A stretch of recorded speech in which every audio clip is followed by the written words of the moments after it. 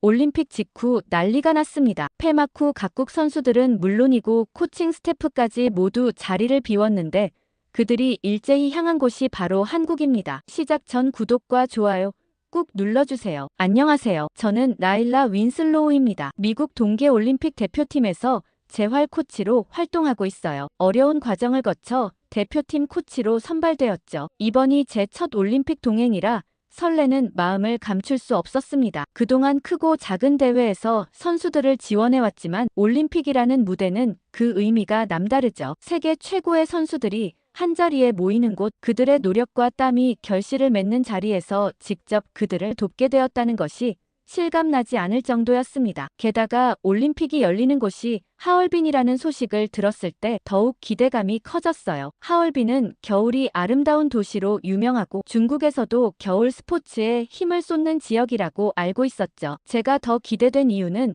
바로 평창 올림픽 때문이었습니다. 이전에 한국에서 열린 평창 동계올림픽을 보면서 아시아의 동계 스포츠 운영이 얼마나 훌륭한지 감탄한 적이 있었거든요. 평창 올림픽은 그야말로 완벽한 대회였어요. 선수들을 위한 체계적인 지원이 돋보였죠. 경기장의 환경도 탁월했습니다. 특히 개회식과 폐회식은 올림픽 역사에 남을 정도로 인상적이었어요. 대자연과 최첨단 기술을 조화롭게 활용한 연출이었죠. 한국의 문화와 정신이 세련되게 녹아 있었습니다. 경기장 역시 선수들에게 최적화된 환경을 제공했어요. 빙질 관리가 철저했고 설상 경기장은 안전하면서도 도전적인 구조로 설계되어 있었죠. 선수촌의 음식은 다양한 식단을 제공해 선수들의 영양을 완벽하게 고려한 느낌이었고 무엇보다 선수들이 불편함 없이 경기에 집중할 수 있도록 세심한 부분까지 신경 쓴 것이 보였습니다. 아직까지도 선수들 사이에서는 평창 올림픽 음식이 최고였다며 얘기되고 있어요. 이런 경험이 있었기에 저는 하얼빈 올림픽도 한국만큼 훌륭하게 준비되지 않았을까 기대했어요. 같은 아시아 문화권이고 중국 역시 국제대회를 자주 개최하는 나라인 만큼 비슷한 수준일 것이라 예상했죠. 어쩌면 평창에서 본 그 이상의 것을 볼 수도 있겠다고 생각했습니다. 중국이야 한국보다 더 강대국이니까요. 출발 당일 올림픽 참가를 위해 비행기에 오르면서 마음속으로 다짐했어요. 이번 대회에서 선수들이 최고의 컨디션을 유지할 수 있도록 최선을 다하겠다고요. 경기장에서 선수들이 가진 기량을 100% 발휘할 수 있도록 하는 것이 제 역할이니까요. 하얼빈에 도착하는 순간 저는 경기장과 선수촌이 어떤 모습일지 궁금해졌습니다. 첫눈에 들어올 풍경이 어떨지 기대감을 품고 있었어요. 공항에서 선수촌으로 향하는 길 창밖으로 보이는 도시의 풍경이 정말 인상적이었어요. 현대적인 빌딩들은 마치 빛나는 보석처럼 반짝였고 화려한 조명들이 도로 양옆을 마치 별들처럼 장식하고 있었죠. 도시의 길거리는 마치 새로 단장한 것처럼 깔끔하고 정돈된 모습이었습니다. 중국이 올림픽을 위해 엄청난 투자를 했다는 소문이 실감나게 다가왔어요. 거리 곳곳에서 대회를 알리는 배너와 포스터가 마치 축제의 한 장면처럼 펼쳐져 있었죠. 특히 새로 단장된 경기장과 대형 쇼핑몰의 웅장한 모습이 눈길을 사로잡았습니다. 이 정도의 화려한 겉모습이라면 선수촌 역시 충분히 기대해 볼 만하다고 생각했어요. 역시 중국은 중국이구나 싶었고 도시 전체가 보여주는 이런 세련된 모습에 가슴이 부풀어 올랐습니다. 하지만 선수촌에 도착한 순간 그동안 품었던 기대는 순식간에 산산조각 났어요. 저는 대형 캐리어 2개를 질질 끌고 로비에 들어섰는데 먼지 냄새와 함께 묘한 한기가 몸을 감쌌죠. 밖에서 보았던 그럴듯한 외관과는 달리 내부는 마치 90년대에 멈춰버린 것 같은 분위기였습니다. 로비에는 이미 수십 명의 선수단이 지쳐 보이는 표정으로 서 있었어요. 특히 기억에 남는 건 러시아 피겨 선수단이었죠. 코치가 얼굴이 새빨개져서 프론트 직원과 고성이 오가는 상황이었습니다. 우리가 얼마나 기다려야 되는 거냐며 화를 내는 소리가 로비를 울렸어요. 그 옆에서는 독일 봅슬레이 팀이 바닥에 앉아 카드게임을 하고 있었고 노르웨이 스키 선수들은 아예 침낭을 펴고 누워 있었죠. 마치 난민 캠프 같은 광경이었습니다. 접수대는 더 참담했어요. 직원들은 마치 첫 출근 날처럼 허둥대고 있었죠. 한 직원이 당황한 표정으로 서류 뭉치를 떨어뜨렸는데 종이가 로비 바닥을 덮었습니다. 그걸 주워보니 방 배정표였는데 거기에는 이미 체크인한 선수의 이름이 지워지지 않은 채 다른 선수 이름이 겹쳐 적혀 있었어요. 이건 큰 문제가 될 수 있겠다는 생각이 들었죠. 3시간을 기다린 끝에 겨우 받은 제 방 키는 녹이 슬어 있었고 키홀더의 방번호는 잉크가 번져 겨우 알아볼 수 있었습니다. 4층으로 향하는 엘리베이터는 마치 마지막 운행을 하는 것처럼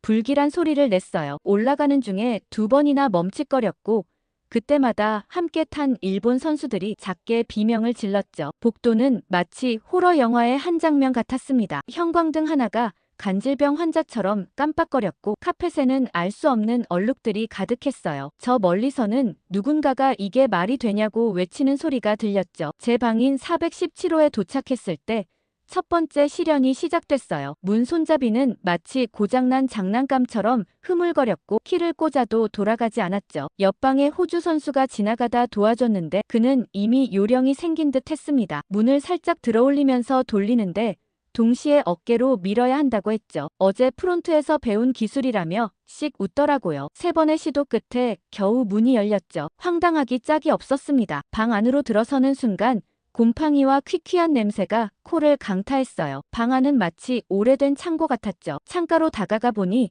창문 틈새로 찬바람이 쌩쌩 들어왔고 거기에 걸린 커튼은 마치 100년 묵은 얼룩으로 가득했습니다. 책상 위에는 올림픽에 오신 걸 환영한다고 쓰인 종이가 있었는데 그 위에 검은 곰팡이 자국이 선명했어요. 마치 웰컴이라는 단어를 비웃기라도 하듯이 말이죠. 하지만 가장 문제는 따로 있었습니다. 화장실은 그야말로 재앙이었어요. 문을 열자마자 하수구 냄새가 확 끼쳐왔는데 마치 오래된 하수도가 집 안으로 들어온 것 같았죠. 가장 큰 문제는 샤워 시설이었어요. 수도꼭지를 돌리자 처음에는 녹물이 나왔고 그 다음에는 한 방울의 물도 나오지 않았죠. 샤워기 헤드는 절반이 깨져 있었고 샤워실 바닥에는 검은 곰팡이가 마치 추상화처럼 그려져 있었습니다. 긴 비행 끝에 좀 씻고 자고 싶었는데 엄두가 나질 않아 바로 프론트로 달려갔어요. 그때는 이미 저녁 8시였고 로비는 여전히 체크인을 기다리는 선수들로 북적였죠. 야간 근무자는 제 말을 듣자마자 마치 100번은 들어본 이야기라는 듯한 표정을 지었습니다. 대충 제 이름을 적고 나서는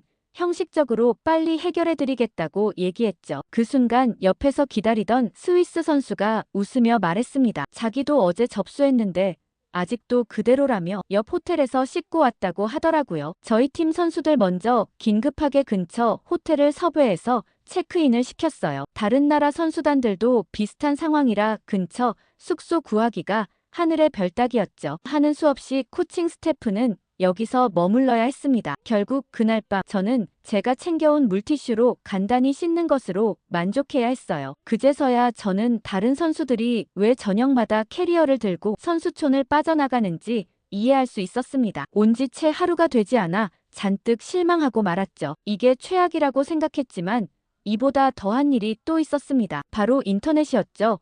세계 최고의 선수들이 모인 올림픽 선수촌에서 기본적인 통신조차 되지 않는다는 게 믿기지 않았습니다. 특히 경기 영상 분석이 불가능한 상황은 치명적이었어요. 우리 팀 선수들은 전날 경기 영상을 보며 실수를 체크하고 전략을 수정해야 했는데 3분짜리 영상 하나 다운로드 받는데 30분이 넘게 걸렸죠. 결국 코치진들은 노트북을 들고 로비에 모여 앉아 희미한 와이파이 신호를 잡으려 애쓰는 진풍경이 펼쳐졌습니다. 답답한 나머지 이 사태에 대해 운영진에게 문의했을 때의 반응은 더욱 실망스러웠어요. 현재 공사 중이라는 형식적인 답변만 돌아왔죠. 그러던 중 놀라운 소식이 들려왔어요. 한국 선수단은 자체적으로 네트워크를 구축했다는 소식이었죠. 그들의 숙소를 지나갈 때마다 선수들이 태블릿으로 영상을 보며 훈련하는 모습이 보였습니다. 다른 나라 코치들은 한국팀의 기술력에 감탄하면서도 씁쓸한 표정을 감추지 못했어요. 우리도 같은 방법을 시도해보려 했지만 운영진은 개별 네트워크 설치 불가라는 원칙만 고수했죠. 결국 대부분의 팀들은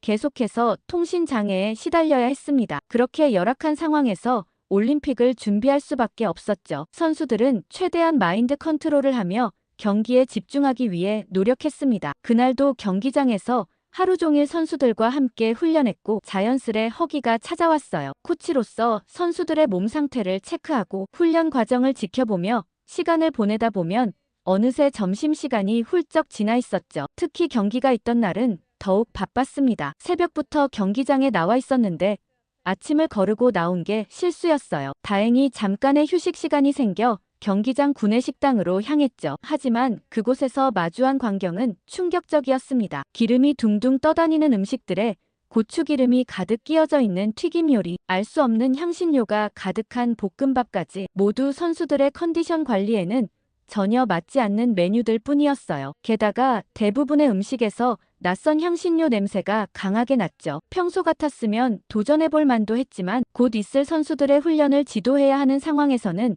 감히 시도할 수 없었습니다. 선수들이야 경기를 해야 하니 꾸역꾸역 먹었지만 저는 입맛이 없어 그냥 밖으로 나왔죠. 따뜻한 차나 한 잔 마시고 있는데 경기장 한편에서 이상하게 맛있는 냄새가 나더라고요. 호기심에 이끌려 따라가 보니 한국 선수단이 모여 있었습니다. 그들이 열고 있는 도시락에서 고소한 참기름 향이 퍼져 나왔어요. 저도 모르게 발걸음이 그쪽으로 향했죠. 도시락 안에는 완벽하게 구성된 한 끼가 담겨 있었습니다. 특히 인상적이었던 건 모든 음식이 경기를 앞둔 선수들의 컨디션을 고려한 듯 적당한 간과 기름기로 조절되어 있다는 점이었습니다. 그야말로 전문가가 구성한 식단이었어요. 그렇게 멀찍이 서서 군침을 삼키고 있을 때였죠. 혹시 드시고 싶으시냐며 한국팀의 스태프가 다가와 물었어요. 순간 얼굴이 확 달아올랐습니다. 들켜버린 거죠. 하지만 그는 오히려 웃으며 여분의 도시락을 건네주었어요. 여유 있게 가져온 터라 좀 남았다며 입맛에 맞을지 모르겠다며 얘기하더라고요. 처음으로 맛보는 한국 도시락의 순간이 아직도 생생해요. 뚜껑을 열자마자 올라오는 온기와 함께 맛있는 냄새가 코를 찔렀죠. 젓가락으로 집어든 불고기는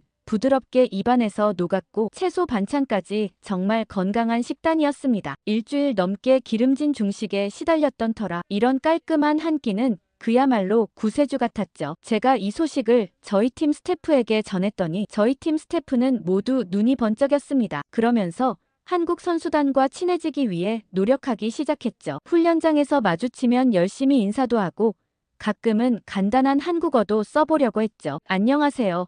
감사합니다. 정도는 이제 자연스럽게 나올 정도였습니다. 그런데 정말 우스운 건 우리만 그런 게 아니었어요. 독일팀 코치는 아예 한국 선수단 숙소 근처를 서성거리며 우연한 만남을 기다리기도 했죠. 며칠 후 그날은 저희 팀 경기 일정이 없는 날이었어요. 숨가쁘게 이어지던 대회 일정 속에서 처음으로 여유가 생겼죠. 다른 나라 선수들의 경기를 관람하며 이번 대회의 전반적인 수준을 파악하고 싶었습니다. 특히 오늘은 피겨스케이팅 여자 싱글 프리스케이팅이 열리는 날이었어요. 경기장으로 향하는 발걸음이 가벼웠죠. 관중석에 자리를 잡고 경기를 지켜보다 나오는 길이었습니다. 경기장 구석진 곳에서 이상한 움직임이 눈에 들어왔죠. 누군가가 불안정한 자세로 벽을 짚은 채 몸을 웅크리고 있었습니다. 처음에는 단순히 지나가는 사람인 줄 알았어요. 하지만 시간이 지나도 그 자세 그대로였죠. 직감적으로 뭔가 잘못됐다는 느낌이 들었습니다. 가까이 다가가 보니 며칠 전 저에게 도시락을 건네주었던 한국팀 스태프였어요. 그의 얼굴은 핏기가 없었고 이마에는 식은땀이 흘러내리고 있었죠. 한 손으로는 오른쪽 종아리를 붙잡고 있었는데 그 손가락 마디가 하얗게 변할 정도로 세게 쥐고 있었습니다. 괜찮으세요? 라고 물었지만 그는 말을 꺼내기도 힘들어 보였어요. 겨우 들리는 목소리로 상황을 설명했죠. 오전에 선수의 훈련을 돕다가 갑자기 다리에 통증이 왔다고 했습니다. 처음에는 대수롭지 않게 여겼는데 점점 상태가 나빠져서 지금은 서 있기조차 힘들다고 했어요. 저는 재활 전문가로서 즉시 상황의 심각성을 파악했죠. 그의 다리를 살펴보니 비복근 전체가 심하게 경직되어 있었고 부분적으로 근육 경련이 일어나고 있었습니다. 이대로 방치하면 심각한 근육 손상으로 이어질 수 있었어요. 당장 응급처치가 필요한 상황이었죠. 먼저 그를 경기장 한쪽에 있는 선수 대기실로 데려갔어요. 다행히 그날은 경기가 많지 않아서 조용한 공간을 찾을 수 있었죠. 바닥에 매트를 깔고 그를 눕힌 후 다리를 살짝 들어올려 혈액순환이 원활하게 되도록 했습니다. 20년 넘게 재활 트레이너로 일하면서 이런 상황은 수없이 겪어봤어요. 근육 경련은 즉시 처치하지 않으면 다음날 더 심각한 문제로 이어질 수 있었죠. 잠시만 참으라며 조금 아플 수 있다고 부드럽게 말한 뒤 경직된 종아리 근육을 천천히 풀어주기 시작했습니다. 손끝으로 느껴지는 근육의 상태가 심각했어요. 마치 돌처럼 딱딱하게 굳어 있었죠. 그의 얼굴을 보니 통증 때문인지 눈을 꼭 감고 있었습니다. 알고 보니 그는 매일 새벽 4시부터 밤 11시까지 선수들을 돌보고 있었더군요. 식사 시간도 제대로 갖지 못하고 쉬는 시간도 거의 없이 일했다고 했습니다. 선수들이 최상의 컨디션을 유지해야 해서 어쩔 수 없다고 말하는 그의 목소리에서 자부심이 느껴졌지만 한편으로는 안타까웠어요. 저는 당신도 선수들 못지않게 중요한 사람이라며 스태프의 건강이 곧 선수들의 건강과 직결되니 몸을 잘 돌보라고 진심을 담아 조언했죠. 20분 정도 집중적으로 마사지를 한 후 그의 근육이 조금씩 부드러워지기 시작했습니다. 경련이 어느 정도 풀리자 간단한 스트레칭을 권유했어요. 천천히 발목을 돌리고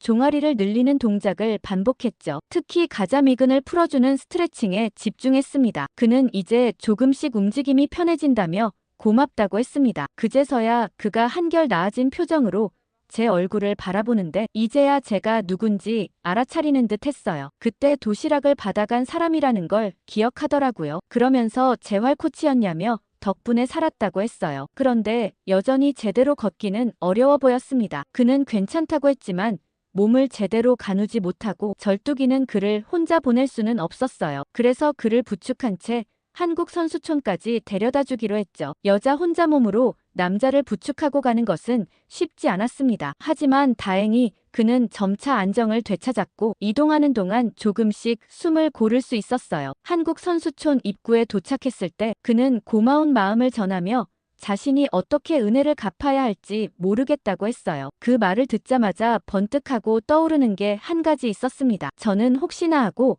선수촌 식당에서 한 끼 식사할 기회를 달라고 했어요. 평소 한국팀 식사가 훌륭하다는 이야기를 들었고 다른 곳에서는 제대로 된 식사를 하기가 어려웠다고 했죠. 그는 웃으며 충분히 가능한 일이라며 선수촌 안으로 안내했습니다. 한국 선수촌에 들어서는 순간 충격을 받았어요. 지금까지 머물렀던 하얼빈 선수촌과는 완전히 다른 세상이었죠. 우선 공기부터 달랐습니다. 적절한 온도와 습도로 관리된 실내는 쾌적했고 어디에서도 불쾌한 냄새가 나지 않았어요. 로비는 마치 고급 호텔처럼 정갈했고 바닥은 누군가가 계속 관리하는 듯 깨끗했습니다. 벽면에는 디지털 스크린이 설치되어 있어서 실시간으로 경기 일정과 결과가 업데이트되고 있었죠. 선수들의 훈련 스케줄과 컨디션 체크 현황도 한눈에 볼 수 있게 정리되어 있었고 중요한 공지사항은 여러 언어로 번역되어 표시되고 있었습니다. 식사를 시작하자마자 중국에서 제가 얼마나 괴로웠는지 새삼 깨달았어요. 갈비찜은 부드럽게 입안에서 녹았고 찌개의 구수한 향은 코끝을 진하게 자극했습니다. 특히 밑반찬들의 퀄리티가 놀라웠죠. 선수들을 위한 특별 메뉴도 인상적이었습니다. 심지어 식후 음료 코너에는 선수들의 컨디션에 맞춘 각종 차와 효소 음료까지 구비되어 있었습니다. 제가 놀라워하자 그는 당연히 이 정도는 지원해야 하는 것 아니냐고 하더라고요. 저는 스포츠 강국이 미국이라고 생각했는데 한국의 스포츠 지원을 생각해보면 비교가 안 되는 것 같다는 생각이 번뜩 들었습니다. 그날 한국 숙소에서 돌아오는 길에 여러 가지 생각이 들었어요. 그리곤 한국에 대해 검색해보기 시작했죠. 중국과 한국은 얼마 걸리지도 않았고 여기까지 온 김에 한국을 보고 가지 않는다면 후회할 것 같다는 생각이 들었습니다. 저는 그 자리에서 바로 휴가를 내고 일정을 맞춰 한국을 돌아보고 오기로 결심했죠. 그날 이후 제 머릿속에는 한국 여행에 대한 생각으로 가득 찼습니다. 춥고 불편했던 하얼빈의 날씨와 시설들 속에서 선수촌의 따뜻하고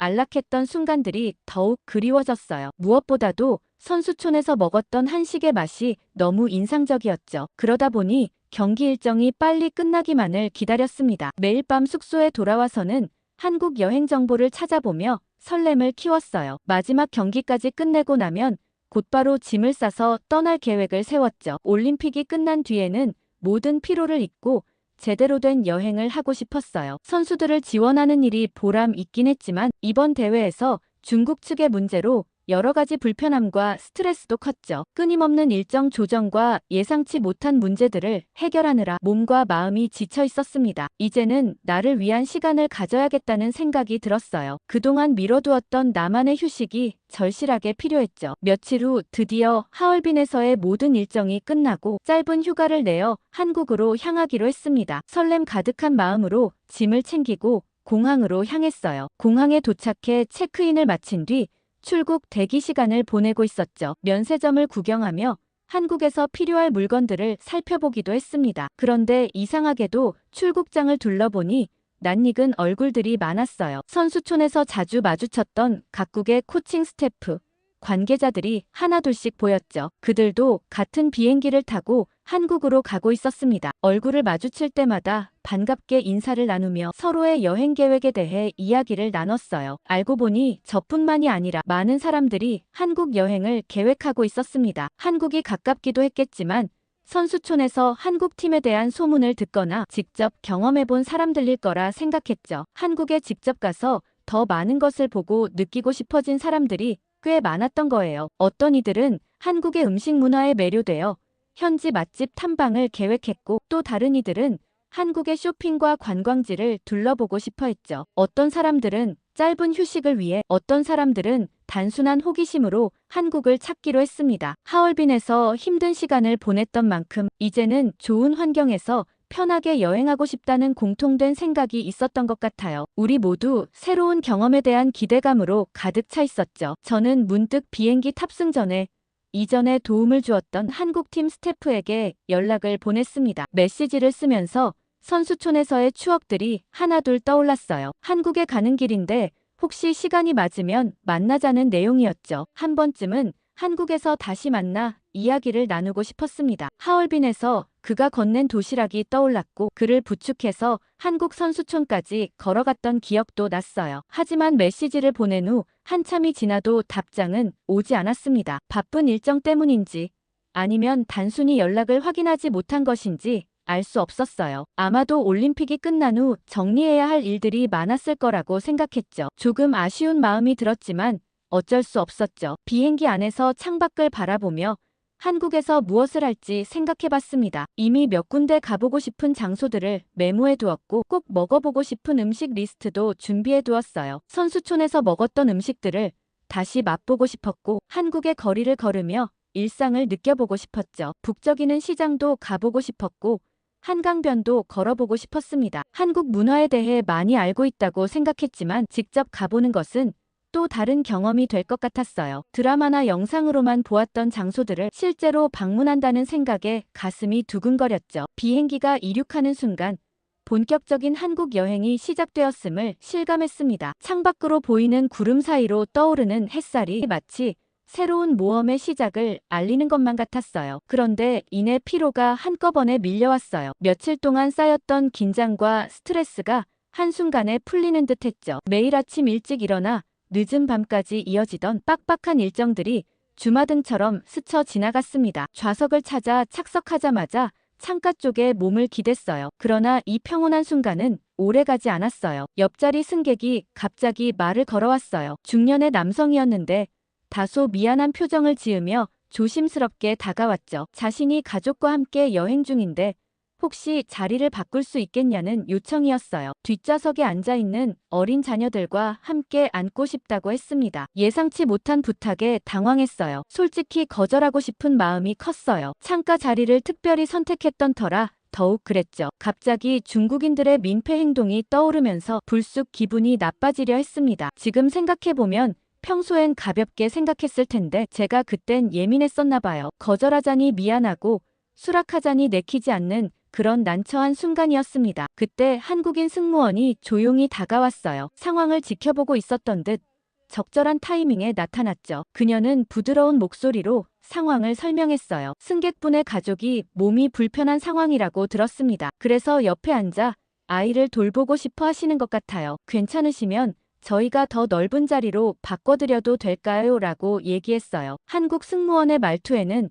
따뜻함이 묻어났고 미소 띈 표정이 신뢰감을 주었습니다. 상황을 알고 나니 얼마든지 바꿔줄 수 있다고 생각했고, 덧붙여 예상하지 못한 친절한 제안에 놀랐어요. 원래라면 좌석 변경은 번거로운 절차일 수도 있었겠지만 승무원은 부드럽고 자연스럽게 상황을 조율해 주었어요. 마치 이런 상황을 미리 예측하고 준비해둔 것처럼 매끄럽게 처리하는 모습이 인상적이었습니다. 결국 저는 승무원의 배려로 더 넓은 자리로 안내받았고, 이 자리야말로 기대 이상이었어요. 놀랍게도 비즈니스석으로 업그레이드된 것이었죠. 넓은 좌석과 편안한 공간이 눈앞에 펼쳐졌습니다. 예상치 못하게 비즈니스석으로 업그레이드된 것이었어요. 이런 경험은 처음이었기에 감동이 밀려왔어요. 단순히 자리를 바꿔주는 것이 아니라 고객의 편의를 최우선으로 고려하는 태도에 깊은 인상을 받았어요. 불편한 상황을 이렇게 긍정적으로 해결할 수 있다는 것이 신선한 경험이었습니다. 좌석에 앉자마자 승무원은 미소를 지으며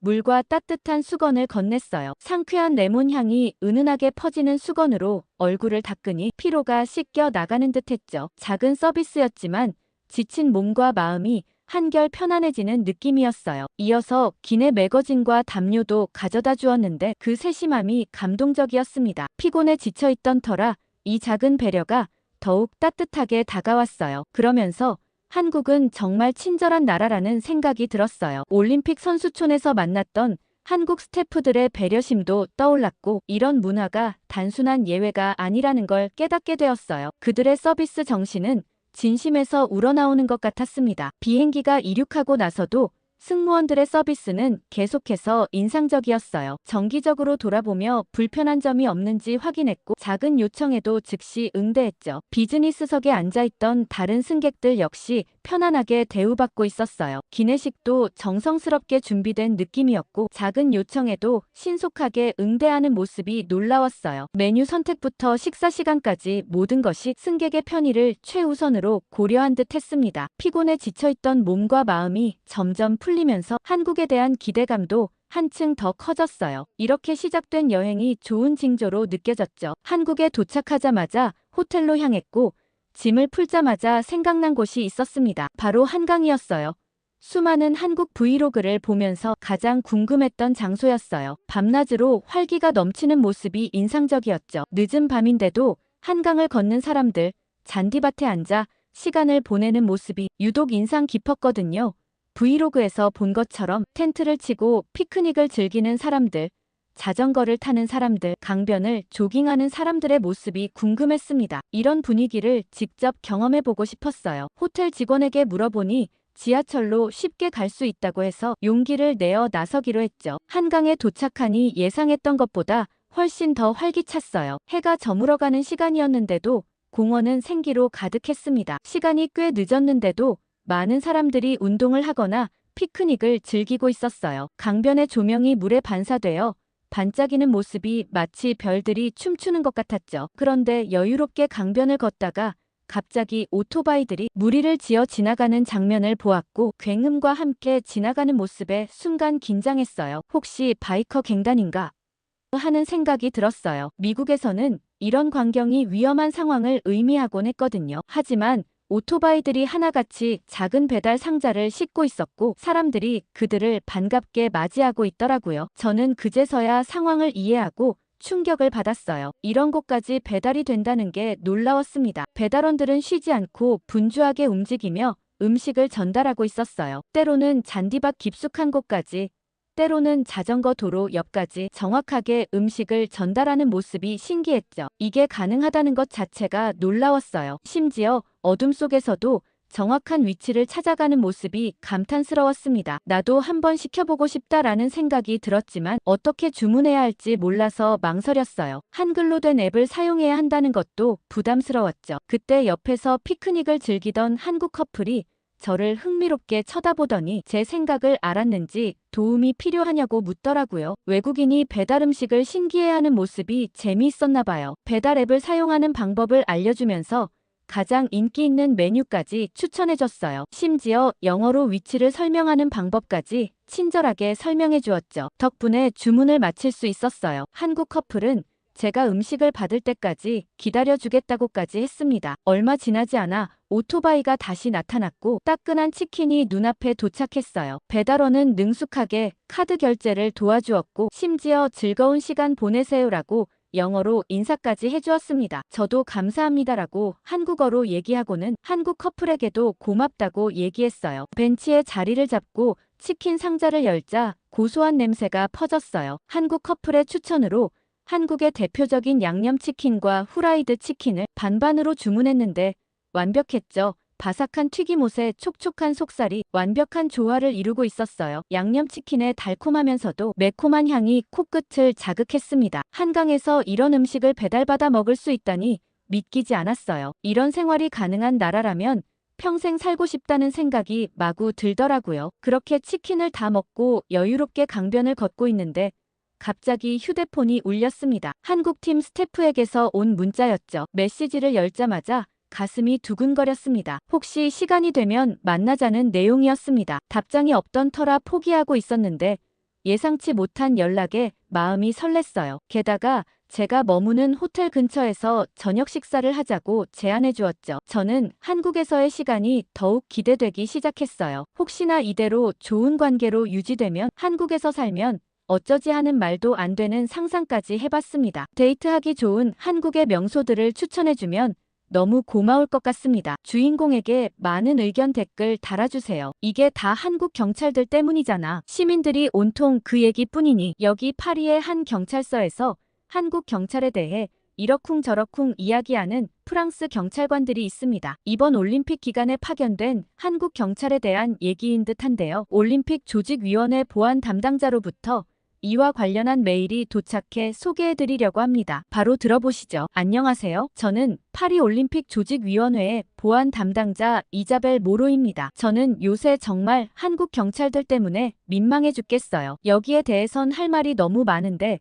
처음부터 한국 경찰 파견을 막았다면 어땠을까 싶기도 하네요. 이때 당시 이야기를 좀 하자면 파리가 올림픽 개최지로 선정된 것은 2017년의 일이었습니다. 당시 우리는 세계 최고의 관광도시인 파리의 매력을 앞세워 IOC 위원들의 마음을 사로잡았죠. 에펠탑과 루브르 박물관 그리고 개선문 등 파리의 상징적인 명소들을 활용한 올림픽 계획은 많은 이들의 호평을 받았습니다. 하지만 올림픽 준비 과정은 결코 순탄치 않았습니다. 특히 코로나19 팬데믹으로 인해 1년 연기된 도쿄 올림픽의 영향으로 조직위원회의 준비 시간도 빠듯해졌습니다. 게다가 최근 몇 년간 파리의 치안 상황이 급격히 악화되면서 올림픽 개최에 대한 우려의 목소리가 커지고 있는 상황이었죠. 사실 파리 시내 곳곳에서 발생하는 소매치기 사건은 이제 일상이 되어버렸습니다. 에펠탑 주변과 샹젤리제 거리 그리고 몽마르트 언덕 등 관광객들이 많이 모이는 장소는 범죄의 온상이 되었죠. 심지어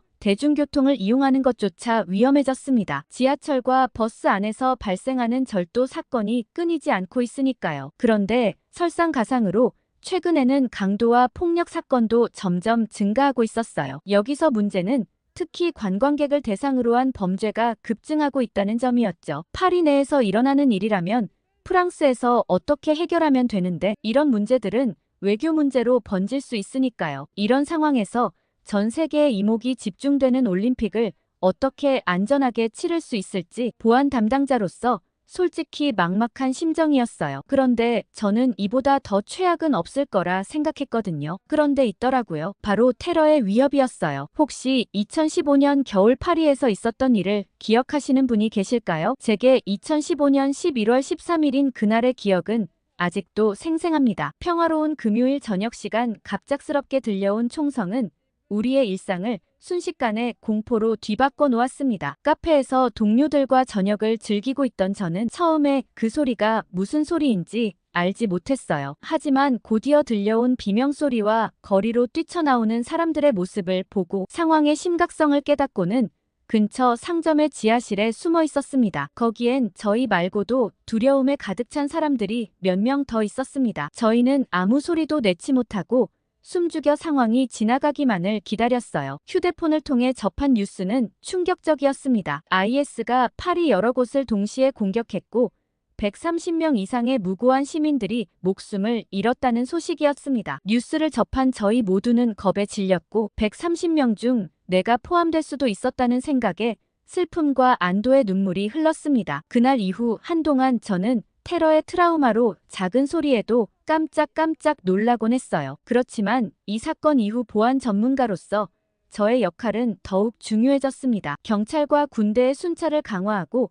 주요 시설물에 대한 출입 통제를 더욱 엄격하게 실시했어요. 하지만 올림픽이라는 대규모 국제 행사를 앞두고 더 많은 테러 단체들이 파리 올림픽을 표적으로 테러 활동을 하겠다고 선언했고 저는 이러한 위협에 대비하여 경계를 강화해야 한다고 생각했지만 올림픽 기간 동안 파리 전역을 완벽하게 통제하는 것은 거의 불가능에 가까운 일이라고 생각했어요. 테러리스트들의 테러 예고가 연일 보도되자 선수들과 관광객들의 안전을 어떻게 보장할 수 있을지, 그리고 대회 운영에 차질은 없을지에 대해 참가국들의 항의가 이어졌어요. 처음에 프랑스에서는 무조건 우리가 알아서 한다고 했어요. 사실 프랑스도 자존심이 있잖아요. 다른 나라의 도움을 받고 싶지 않았죠. 하지만 현재 프랑스 경찰의 인력만으로는 이 모든 것을 감당하기 어렵다는 결론을 내렸습니다. 인정할 부분은 인정할 수밖에 없었죠. 사실 프랑스가 센 강수질이라든지 이런 건 어떻게든 우겨봤지만, 만에 하나 파리에 테러가 일어난다면 이번 올림픽이 최악의 올림픽으로 회자될 거고 이미지 회복이 쉽지 않을 거라 생각했습니다. 이러한 상황에서 저는 국제경찰의 지원을 요청하자고 얘기했어요. 올림픽 역사상 처음 있는 일이라 처음엔 많은 반대에 부딪혔습니다. 그렇지만 저를 비롯한 보안팀은 불가피한 선택이라고 얘기했어요. 자존심을 구기는 건 잠깐이고 안전한 올림픽을 치렀다는 기억은 영원할 거라고 얘기했죠. 결국 프랑스는 이 일을 허락했고, 저희는 참가국 206개국 중 어느 나라의 요청을 지원할 것인지 신중하게 생각했어요. 저는 이번 경찰 지원에 한국은 무조건 들어가야 한다고 강하게 주장했습니다. 우선 한국은 2018년 평창 동계올림픽을 성공적으로 개최했는데 그 당시 역대 가장 안전한 올림픽으로 국제적인 찬사를 받았어요. 저는 한국 경찰의 올림픽 운영 노하우와 더불어 첨단 보안 기술을 배우고 싶었습니다. 사실 올림픽 운영보다 한국 경찰들의 보안 기술을 배우고 싶다는 마음이 더 컸어요. 한국 경찰들은 인공지능과 보안 프로그램들을 활용해 범죄 예방 및 검거에 전문적인 기술을 많이 사용하고 있다고 하더라고요. 거의 범죄 검거율이 99%에 달할 정도로 높은 검거율을 자랑했어요. 그리고 특히 한국이 잘하는 사이버 범죄 대응이나 테러 방지 등 특수 분야에서 뛰어난 능력을 가진 경찰들의 도움을 받을 수 있을 거라 생각했죠. 그렇지만 일부 나이든 보안팀 요원들은 반대의 목소리를 냈습니다. 한국이 도대체 뭘 할 수 있다고 그렇게 한국팀 지원을 요청하는 거냐고 얘기했죠. 우리보다 후진국인 한국에 보안 요청을 하는 것 자체가 프랑스 경찰력을 무시하게 만들 수 있다고 했죠. 저는 지금 이미 한국 경찰력이 더 우수한데 무슨 소리를 하는 건가 싶었습니다. 그런데 대부분의 보안팀들이 한국 지원에 대해 강력한 찬성표를 냈고 결국은 한국의 지원 요청을 할 수 있게 되었어요. 그런데 일부 보안 요원들은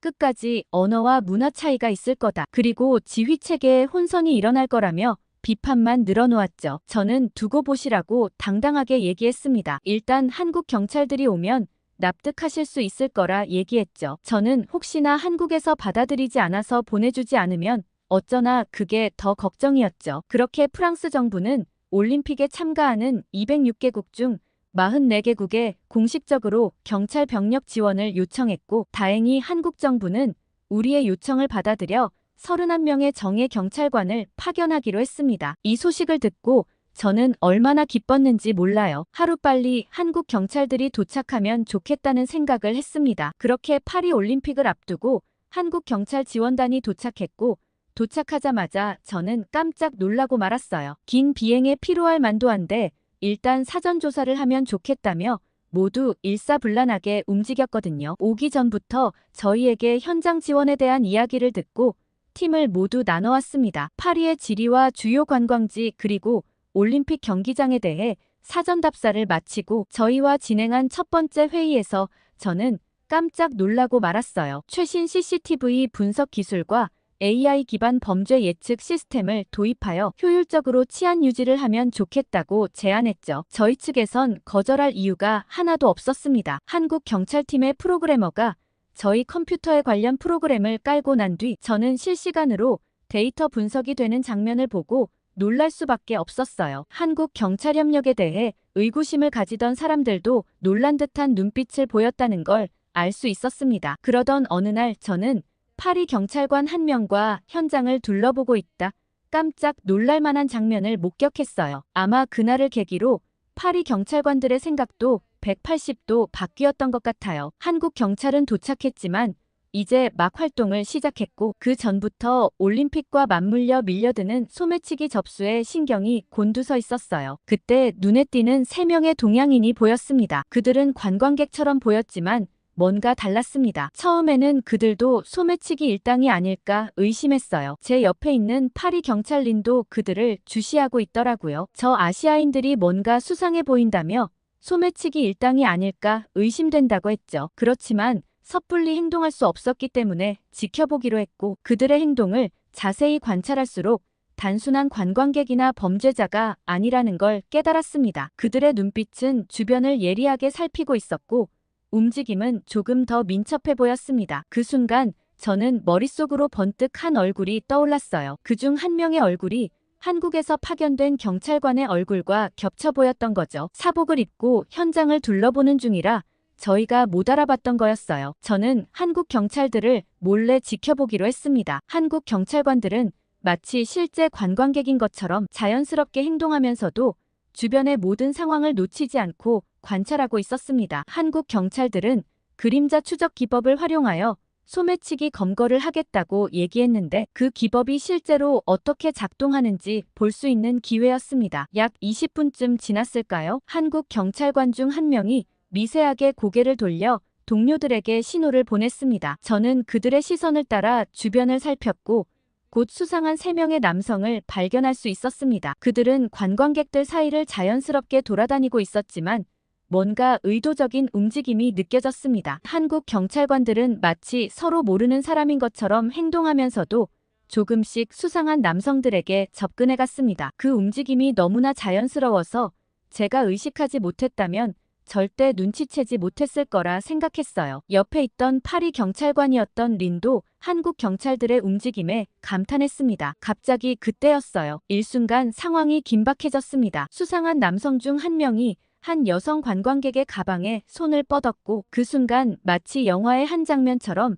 한국 경찰관들이 동시에 움직였습니다. 그들은 번개 같은 속도로 세 남성에게 접근했고 순식간에 그들을 제압했습니다. 팀으로 이루어지는 소매치기 일당 3명 모두를 동시에 검거했죠. 주변의 관광객들이 놀라지 않도록 프랑스어로 한국 경찰이고 소매치기범을 제압 중이라고 크게 외쳤어요. 다들 잠시 혼란스러워했지만 곧 상황을 이해하고 안도의 한숨을 내쉬었습니다. 저희는 재빨리 그들에게 다가가 상황을 확인했습니다. 한국 경찰관들은 이미 3명의 소매치기범을 완벽하게 제압한 상태였고 증거물도 확보해 놓은 상태였습니다. 한국 경찰의 전문성과 신속한 대처 능력에 깊은 인상을 받았습니다. 린은 한국 경찰이 뭐 할 수 있겠냐며 처음엔 걱정스러워했는데 막상 한국 경찰들의 실력을 눈앞에서 보고는 감탄한 듯 보였습니다. 한국 경찰관에게 한 가지 질문을 했죠. 도대체 어떻게 알아냈냐고 물어봤고 한국 경찰관 중 한 명이 미소를 지으며 대답했습니다. 의심되는 인물을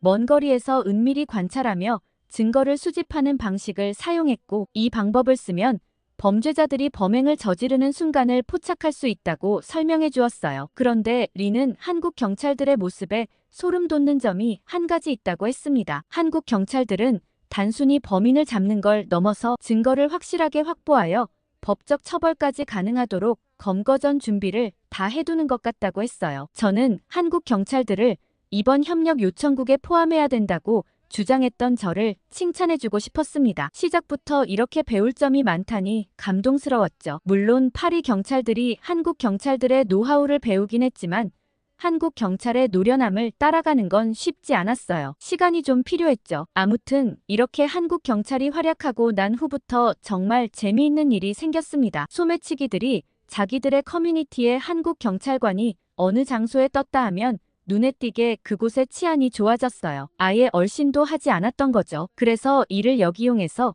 한국 경찰관과 파리 경찰관을 섞어 적절히 관광지에 배치해 두었고 그러면서 소매치기 발생률이 눈에 띄게 감소했습니다. 제 스스로도 믿기지 않을 정도였죠. 언론에서는 연일 소매치기에 대해 부정적인 기사만 내보이다 범죄율이 확 감소한 걸 보고 파리 경찰과 조직위 보안팀을 칭찬해댔지만 저는 이게 다 한국 경찰들의 공이라는 걸 알고 있었어요. 약간 부끄럽기도 했죠. 칭찬을 저희가 받는 것 같아 민망하기도 했지만 한국 경찰들은 전혀 개의치 않았습니다. 어쨌든 범죄를 해결했으니 몫을 다한 거라고 얘기했죠. 한국 경찰관들의 이런 겸손한 태도도 제겐 꽤 인상적이었어요. 그렇게 한국 경찰들 덕분에 올림픽은 수월하게 진행되었고 그날은 배드민턴 경기가 있던 날이었어요. 저는 한국 외사과에 근무하던 정하늘 경정과 함께 배드민턴 경기장으로 향했어요. 정하늘 경정은 새내기 경정이었는데도 뛰어난 능력과 열정으로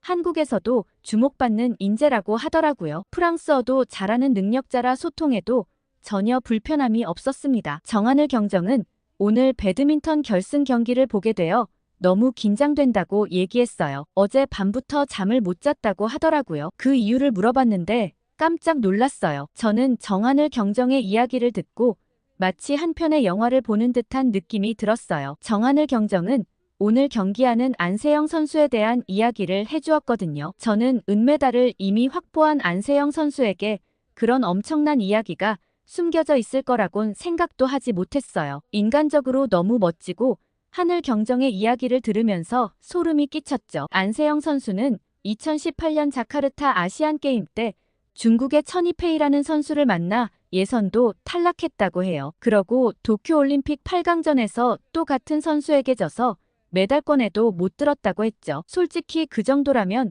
포기할 만도 하다고 생각했거든요. 몇 년을 이기지 못한 선수니까요. 남들은 다 좌절할 법한 경기 결과였는데도 안세영 선수는 오히려 더 이악 물고 훈련을 했다고 했어요. 그 다음 2022년 항저우 아시안게임 때 매번 졌던 천이페이 선수를 상대로 승리하여 금메달을 차지했다고 하더라고요. 심지어 이번 파리올림픽에서 천이페이 선수는 이미 탈락한 상태였어요. 그런 반면 안세영 선수는 은메달을 이미 확보했죠. 이게 바로 영화가 아니고 뭘까 싶었고 안세영 선수에 대한 이야기를 하는 정하늘 경정의 눈이 반짝였어요. 자기 선수를 이렇게까지 응원하는 모습이 귀엽기도 했죠. 그렇게 저희는 배드민턴 경기장으로 향했고 결승전인 만큼 엄청난 인파가 몰렸습니다. 특히 한국과 중국 응원단들이 굉장히 많았어요. 그런데 중국 응원단들은 조금 이상했습니다. 제가 알아들을 순 없었지만 굉장히 과격하게 응원을 하고 있었거든요. 꼭 욕을 하는 것 같은 느낌마저 들었어요. 반면 한국 응원단은 정하늘 경정처럼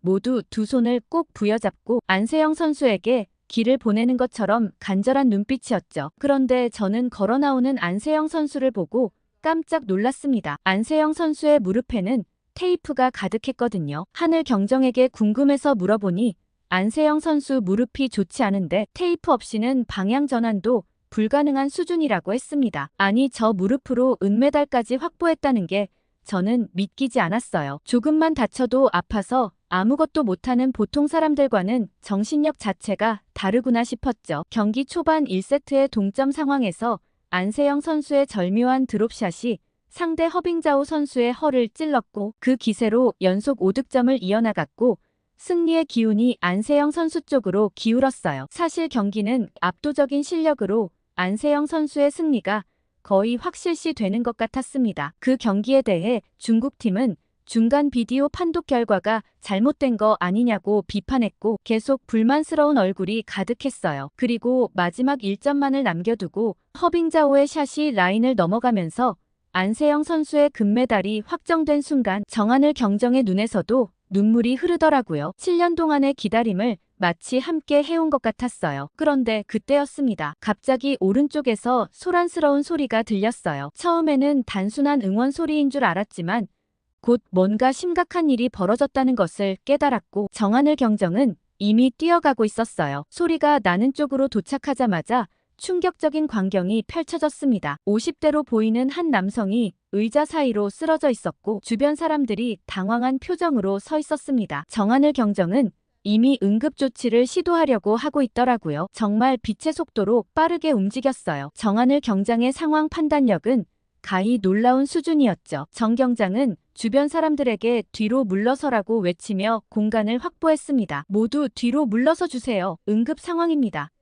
라고 단호하면서도 침착하게 외쳤어요. 그 즉시 다가가 재빨리 상태를 확인하기 위해 남성의 목과 손목에서 맥박을 확인하고 즉시 심폐소생술을 시작했습니다. 정 경장의 동작은 매우 정확하고 효율적이었습니다. 그러면서 제게 즉시 의료진에게 연락해달라고 소리쳤고 저는 바로 무전으로 의료진에게 상황을 설명하며 빨리 이쪽으로 와달라고 얘기했습니다. 하지만 경기장이 워낙 넓어 의료진이 도착하기까지는 시간이 좀 걸릴 것 같았습니다. 저는 정한을 경정에게 힘들면 교체해준다고 했지만 아직 괜찮다며 심폐소생술을 이어갔어요. 가녀린 팔뚝에서 도대체 힘이 어떻게 그렇게 나오는지 얼굴엔 송골송골 땀이 맺혔지만 일정한 속도와 압력으로 끊임없이 가슴 압박을 이어갔습니다. 2분이 지나갔는데도 남성에게서는 아무런 반응이 없었습니다. 주변 관중들 모두 숨을 죽이고 상황을 지켜보고 있었죠. 여기 무슨 일이 생겼다는 걸 감지했는지 경기장 전체가 이 상황에 집중된 것 같았습니다. 그럼에도 정경장은 지치지 않고 계속해서 심폐소생술을 이어갔습니다. 모두 제발 깨어나달라고 간절히 빌었어요. 3분쯤 지났을까 저는 정경장에게 내가 교체해주겠다며 교체를 제안했을 때였어요. 바로 그때 기적이 일어났습니다. 남성의 손가락이 미세하게 움직였고 그의 가슴이 스스로 오르내리기 시작했습니다. 정경장은 즉시 남성의 상태를 다시 확인했습니다. 숨을 쉬기 시작했어요. 라고 얘기했고 주변에서 안도의 한숨과 함께 박수 소리가 터져 나왔습니다. 바로 그때 의료진이 도착했고 저희는 남성의 상태를 상세히 설명해 주었습니다. 의료진은 신속하게 남성을 들것에 옮겼고 응급실로 이송했습니다. 사건이 마무리된 후 저는 정 경장에게 다가갔습니다. 이미 유니폼은 땀으로 젖어 있었고 얼굴은 피로해 보였지만 눈빛만은 여전히 또렷했습니다. 어떻게 이렇게 신속하고 정확하게 대처하실 수 있는지 물어볼 수밖에 없었어요. 외사과라 이런 응급 상황을 접하는 게 흔한 일은 아니라고 생각했거든요. 그러자 정경정은 겸손하게 미소 지으며 이런 훈련을 꾸준히 한다고 얘기했어요. 한국에서는 모두 이런 상황들에 대비해 훈련을 자주 받고 있고 자기가 가까이에 있기 때문에 먼저 행동한 것뿐이라고 했죠. 저는 한국 경찰은 단순히 범죄 예방뿐만 아니라 시민의 생명을 지키는데도 최선을 다하는구나 싶었고 정경장의 발빠른 대처로 큰일이 없어서 다행이라고 생각했습니다. 그렇게 저희는 무사히 배드민턴 경기 보안을 마무리할 수 있었고 저는 집에 돌아가면서도 역시나 한국 경찰들과 협력해서 너무 좋다고 생각하며 계속 함께 일하고 싶다는 생각이 들었습니다. 그리고 집에서 자꾸만 한 장면이 머릿속에 맴돌았어요. 바로 안세영 선수의 경기 장면이었죠. 부상을 당하고도 금메달이면 도대체 멀쩡한 무릎으로 배드민턴을 치면 어떤 실력인 걸까 상상이 가질 않았어요. 그리고 정경장이 얘기해준 안세영 선수의 비하인드 스토리까지 감동적이라 다시 한번 경기를 보기 위해 휴대폰을 집어들었습니다. 그런데 저는 믿기지 않는 동영상을 하나 보게 되었어요. 온 인터넷이 난리였죠. 바로 안세영 선수가 속해 있는 배드민턴 협회의 악랄한 행동이 폭로되고 있었거든요. 파리 올림픽을 전후로 안세영 선수와 서승재 선수가 살인적인 스케줄의 대회를 뛰었다는 내용을 보게 되었어요. 저렇게 무릎이 성하지도 않은 선수가 저런 스케줄을 뛰었다는 게 상식적으로 이해가 가지 않았습니다. 그런데 더 놀라운 건 비즈니스 사건이었어요. 중국 세계선수권 대회에 선수 6명과 임원 8명이 비행기를 타고 가게 되었는데 선수들은 이코노미석을 타고 가고 임원들이 비즈니스석을 타고 간 거였죠. 게다가 비용은 임원들 비즈니스표가 훨씬 비쌌습니다. 당연히 최고의 퍼포먼스를 내야 하는 선수들에게 좋은 자리를 주어야 하는 거 아닌가 싶었어요. 이건 완전 엉망이 따로 없었거든요. 저는 한국 사람도 아니었는데 배드민턴 협회의 이런 행동에 화가 치밀어 올랐어요. 도대체 한국 사람들은 이런 세계적인 선수를 푸대접할 수 있나 싶었죠. 차라리 프랑스로 귀화의 프랑스 국기를 달고 세계대회에 뛴다면 훨씬 잘해줄 자신이 있다는 생각까지 들었습니다. 게다가 무릎이 그렇게 아픈 선수를 제대로 치료해주지도 않고 이번 파리 올림픽에도 재활훈련사나 물리치료사도 한 명 데리고 가지 않았다는 게 충격적이었어요. 내가 안세영 선수라면 당장이라도 때려치고 나오겠다 싶었고 아니나 다를까 안세영 선수는 협회와 더 이상 함께 갈 수 없다는 입장이더라고요. 이참에 배드민턴 협회를 싹 다 물갈이를 하든지 안세영 선수가 따로 나와 선수 생활을 하면 좋겠다고 생각했습니다. 그렇게 한참을 안세영 선수의 기사에 빠져 인터넷을 돌아다니다가 저는 깜짝 놀랄만한 글을 하나 보게 되었어요. 바로 오늘 배드민턴장에서 있었던 정한을 경장의 심폐소생술 이야기였죠. 한국 경찰이 사람을 살렸다는 내용의 글이 올라와 있었고